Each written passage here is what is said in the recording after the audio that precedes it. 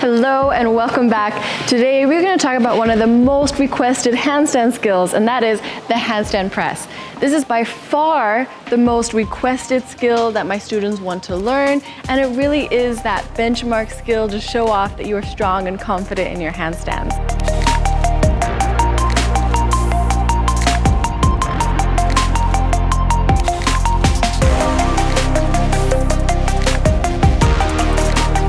Today, we're going to go over the check mark things that you need to have and achieve in your handstand before you start working on your handstand press. So many people start trying to gain their handstand press before they have the foundational drills and check-offs that you need to show that you have a strong enough shoulders to actually start tackling the handstand press. So the first thing I need to see from my students is that they can do a consistent 30 to almost minute handstand hold before I really aggressively start to bring their handstand press drills in. Now, with this being said, if you have a consistent 10, 20 second, almost 30 second handstand, we can already start to bring in some of these handstand press drills, but you really need to solidify that 30 to minute handstand hold. And then you need to be able to hold a straddle handstand for at least 30 seconds, and ideally even a tuck and a pike handstand for 30 seconds for the tuck and even 15 seconds for the pike. Ideally be able to transition from the straddle to the straight handstand.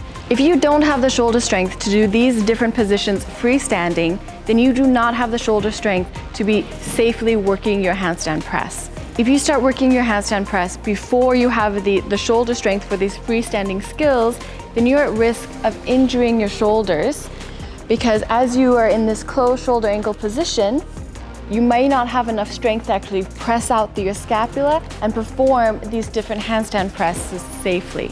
So once you have these foundational shapes freestanding, you are ready to start your handstand press drills. The first one that I love to do is a negative press on the wall. Using the wall for a negative handstand press really allows us to slow down our momentum so we can really build the shoulder strength that we need for the handstand press. Now, how far away you are from the wall will depend on your mobility. If you have a really good middle split, you can be a lot closer to the wall, but if you have limited hip mobility and your middle split is quite a bit smaller, then you're going to need to be a little bit further from the wall. A quick test to get a rough idea would be to do a pike up against the wall, press your heels up, and walk your hands back until you can press your hands flat into the ground. That is a nice rough idea of how close you should be to the wall. You still may need to make some small adjustments, but we'll start with that position. Make sure that you're fully pressing through your shoulders the entire time. And after you find your straddle split, keep your hips over your shoulders for as long as possible as you slowly press your heels down. Now, I'm not going far over my shoulders.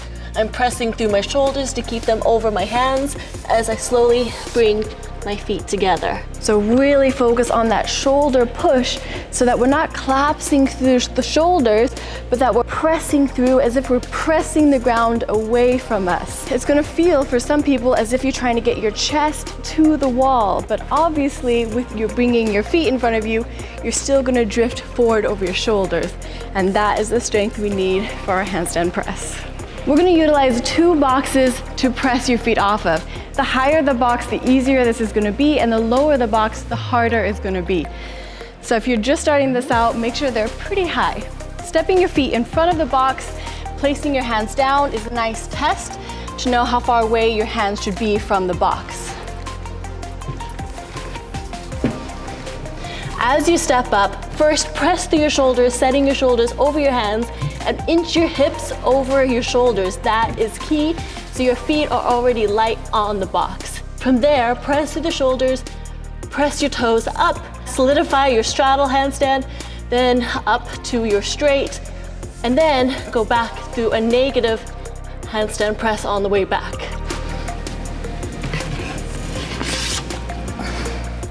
The boxes being here forces you to bring your feet forward and compress into that pancake position, which is the same shape that we need for our handstand press. Now, for many people, this is going to actually be very challenging to do, to feel that balance. So if you're already fairly strong in your straight hold, which you should be if you're working these handstand press drills, then another nice way to work this is to kick into a straight handstand, slowly lower down, touch the boxes with your toes, and come back up. In this way, your shoulders already have the tension of being in the handstand press, so it's easier to press back up off the boxes. From there, you can continue to slowly lower the boxes until you just have your full handstand press. Thank you so much for watching. Please like and subscribe. That really helps support me and we can grow this handstand community. And if you want help with your handstands, if you're feeling stuck and frustrated that you're not making any progress, then let me help you with one-on-one coaching so I can personalize programming to meet your needs, build on your strengths, and build up your weaknesses so we can fast track your handstand progress. And I'll see you guys next week.